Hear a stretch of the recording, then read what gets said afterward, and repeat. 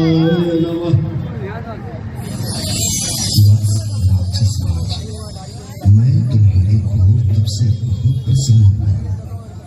यदि कोई इच्छित वरदान मांगना चाहते हो तो मांग सकते हो। ब्रह्मर्ष, मैं ब्रह्मांड विजयी होना चाहता हूँ। आप मुझे वरदान दें कि पृथ्वी और देवलोक में कोई भी पुरुष भी या देव मुझे पराजित न कर सके। मैं इस ब्रह्मांड का अमर योद्धा कहलाऊं, अमर हो जाऊं। असुर राज, तुम्हारे अमरत्व का वरदान तो इस मृत्युलोक में नहीं दिया जा सकता, लेकिन ब्रह्मांड विजयी होने का प्रयत्न कर सफल हो सकते हो। अब पृथ्वी और देवलोक में कोई पुरुष या देव तुम्हारा बाल भी बांका नहीं कर सकता। जय हो, जय हो, ब्रह्मा जी की जय हो।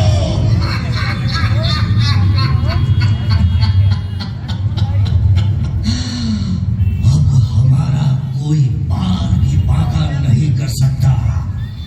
अब मैं अमर हो गया।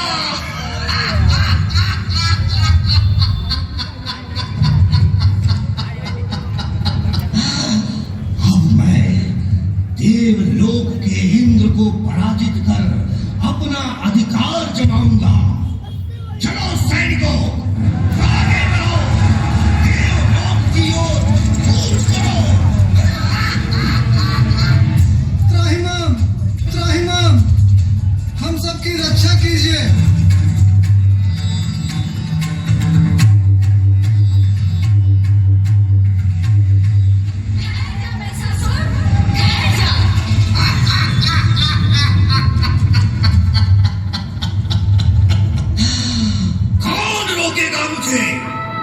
मुझे ब्रह्मा का वरदान प्राप्त है कि मृत्युलोक और देवलोक तक कोई पुरुष योद्धा या देव मेरा बाल भी बांका नहीं कर सकता।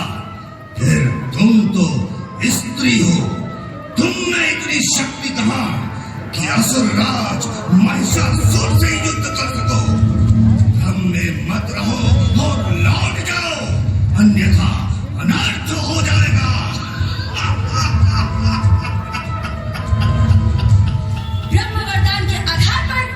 इतना घमंड कि तू देवलोक पर आक्रमण करेगा। चाहे कुछ भी हो जाए, हमें बिना पराजित किए हुए तू देवलोक की तरफ एक पग भी आगे नहीं बढ़ा सकता। चला जा, वापस चला जा।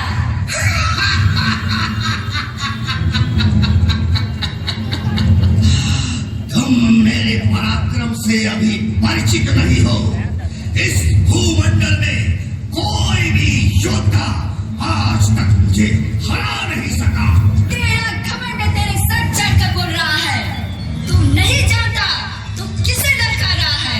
लगता है कि तेरा अंत निकट आ गया।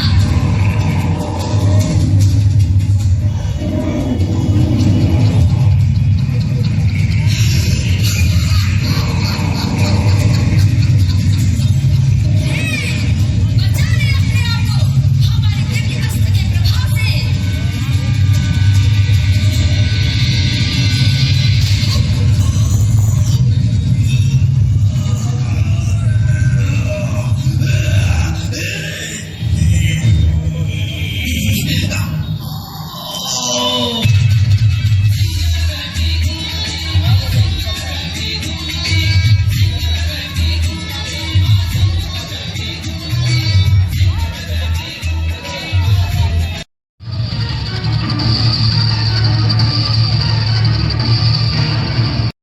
जगत जननी माता भगवती अपने भक्तों का उद्धार करने और उन्हें संकटों से उबारने हेतु अनेक रूप धारण करके धरती पर अवतरित होती रही हैं।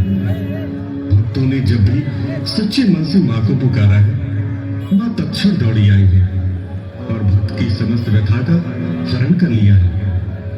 मां ने अपने दुर्गा, काली, महिषासुर मर्दिनी, भुवनेश्वरी आदि रूप अपने भक्तों के उद्धार और पापियों के विनाश के लिए ही तो धारण किए थे।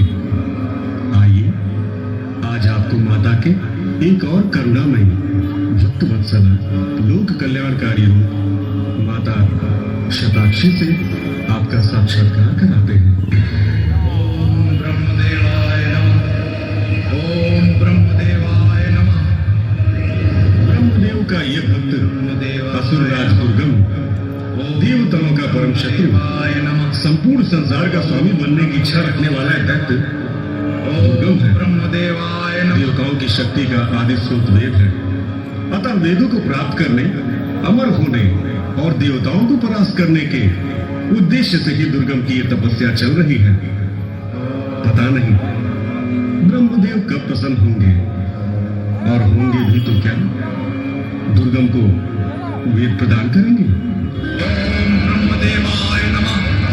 ओम ब्रह्मदेवाय नमः। हे ब्रह्मदेव प्रकट हो। ओम ब्रह्मदेवाय नमः। ओम ब्रह्मदेवाय नमः। दर्शन दो ब्रह्मदेव, दर्शन दो। ओम ब्रह्मदेवाय नमः।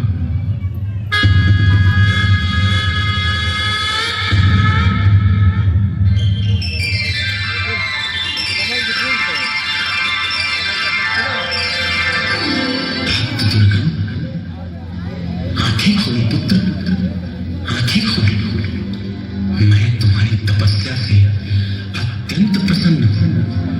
अपनी इच्छा बताओ पुत्र, क्यों इतनी कठोर तपस्या कर रहे हो?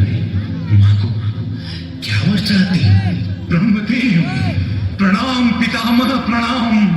अहो भाग्य मेरा, जो मुझ जैसे अधर्मी असुर को आपका दर्शन हुआ। अहो भाग्य।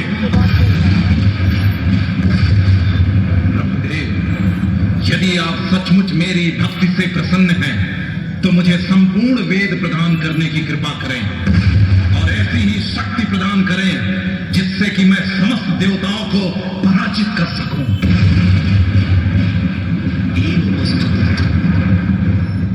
ये लो ऋग्वेद, सामवेद, यजुर्वेद और अथर्ववेद। धन्यवाद पितामह, धन्यवाद। मैं धन्य हो गया। जय हो ब्रह्मदेव, जय हो।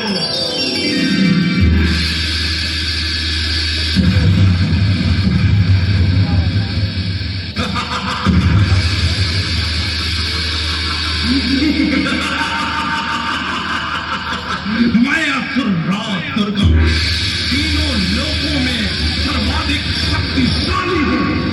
मेरे पास चतुर्वेद है। मैं समस्त देवताओं से अधिक बलवान हूँ।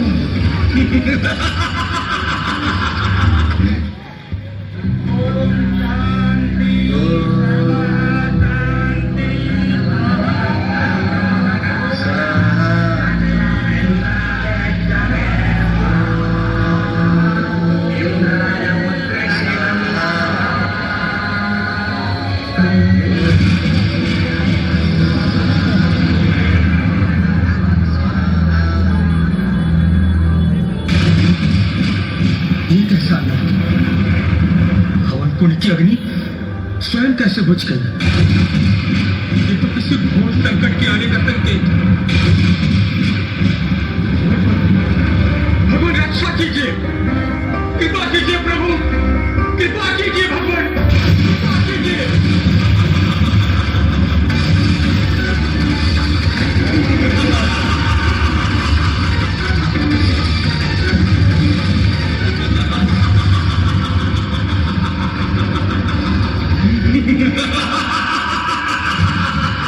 अरे मूर्खों, ये विकार का प्रयास बंद करो।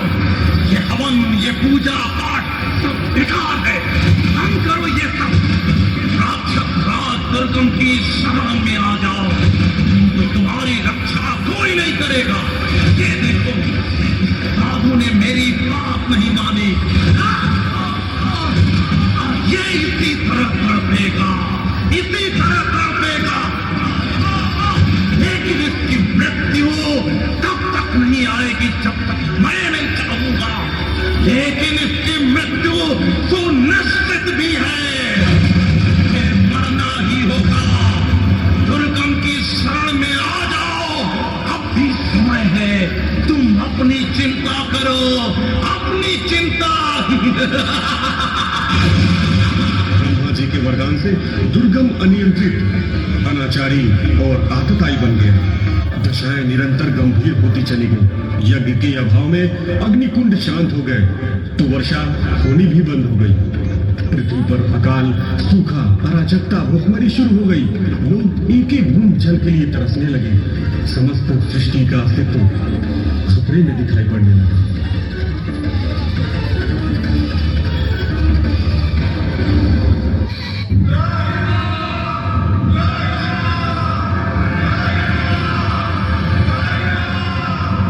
भक्तों की करुण पुकार सुनकर भला माता कैसे न प्रकट होती। उनके लिए भी अपने भक्तों की रक्षा करना और उनके जल की आपूर्ति करना अत्यंत चुनौतीपूर्ण था, परंतु माता तो अपने भक्तों के कल्याण के लिए कुछ भी करने को सदैव तैयार रहती है। और इसी के लिए माता ने एक विशिष्ट रूप धारण किया, जिससे इतने जल की प्राप्ति हुई कि न केवल भक्तों की प्यास बुझी, बल्कि संपूर्ण पृथ्वी जल से तृप्त हो गई।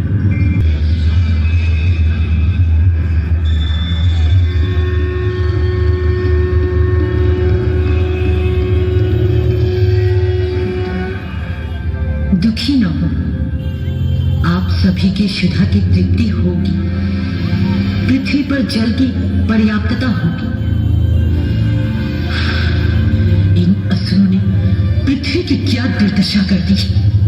चारों ओर मरुस्थल ही मरुस्थल, एक भी वनस्पति नहीं। प्राणियों के साथ साथ कीट पतंगे भी अपना अस्तित्व खो बैठे। ये मेरे बच्चे कितने अशक्त हो गए हैं। एक एक बूंद जल को तरस रहे हैं। ये देख मेरा हृदय भी रोदन कर रहा है। ये मेरे अश्रु थम नहीं रहे।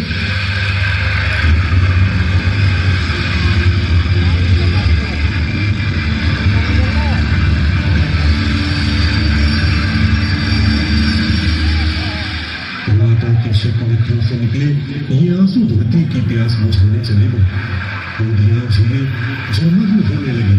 पृथ्वी पर पुनः हरियाली का साम्राज्य स्थापित होने लगा।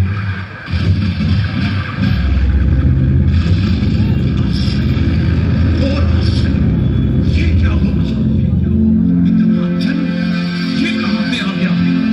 आकाश में न बादल है न वर्षा। ये नदियां, ये झील कैसे जलमग्न हो गई? बस ये किसी देवता का कृत्य है। कौन है ये? सामने आओ। लगता है तुझे दुर्गम की शक्ति का ज्ञान नहीं।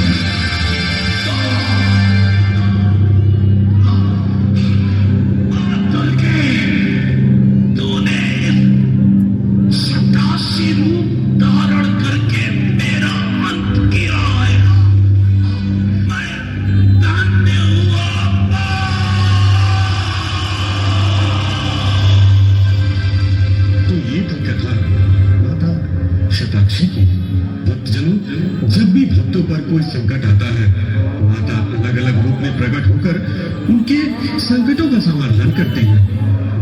कल्याण और दुष्टों का विनाश करने वाली माता भवानी की। जय माता दी। भक्तगण से अनुरोध है कि माँ दुर्गा की प्रतिमा का दर्शन कर आगे बढ़ते रहें ताकि अन्य भक्तगण आगे आकर माँ का दर्शन कर सकें। आज से संपूर्ण ब्रह्मांड पर हम दैत्य असुरों का राज्य होगा, असुरों का राज्य होगा, असुरों